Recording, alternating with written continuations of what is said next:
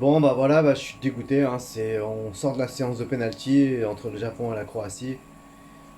Ah, c'était un match qui commençait super bien puisque on a ouvert le score en fin de première mi-temps.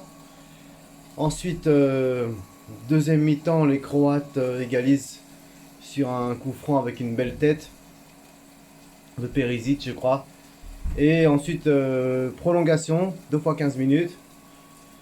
Euh, on a presque été les plus dangereux sur la toute dernière action de la deuxième mi-temps de la prolongation. Mais on va au penalty. Et là, c'est incroyable cette séance, mais dans le mauvais sens du terme. On commence par un tir tout mou qui se fait arrêter facilement par le gardien. Ensuite, le Croate marque son but. Ensuite, deuxième tireur pour le Japon, on rate encore. Et pareil, avec un tir qui a l'air tout mou comme ça, c'est frustrant à regarder. Ensuite, ça fait 2-1. Non, non, non. Donc ensuite, le Croate marque. Donc ça fait 2-1, il me semble, hein. 2-1. Je me suis en plus, je me suis embrouillé.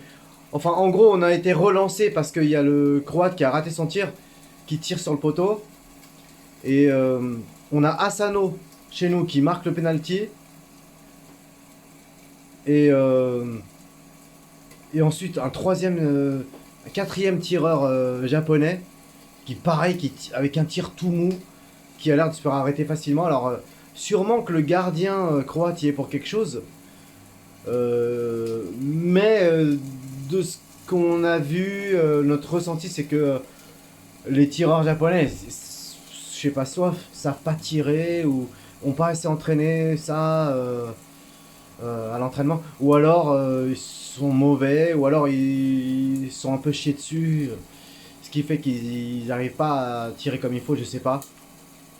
Enfin voilà, c'est une c'est une belle Coupe du Monde pour les Japonais parce qu'on a eu des belles victoires contre l'Allemagne et l'Espagne. Mais c'est quand même un bilan mitigé parce que tu te dis que tu sors quand même en huitième, quoi, hein. Même si c'est pas honteux que la Croatie c'est quand même un sacré client, c'est un grand mot, mais on va dire que c'est quand même c'est pas n'importe qui. Euh, Ils ont des beaux restes, même si je pense que c'est pas la Croatie de 2018 non plus, qui a été finaliste contre la France. Mais bon, voilà, au revoir les Japonais. On aurait aimé un peu plus atteindre l'écart, je crois que ça aurait été une première. Ça aurait été super, encore plus, quoi, mais peut-être contre le Brésil en plus en quart, ou peut-être la Corée du Sud s'ils arrivent à faire le miracle ce soir. Enfin voilà, sayonara.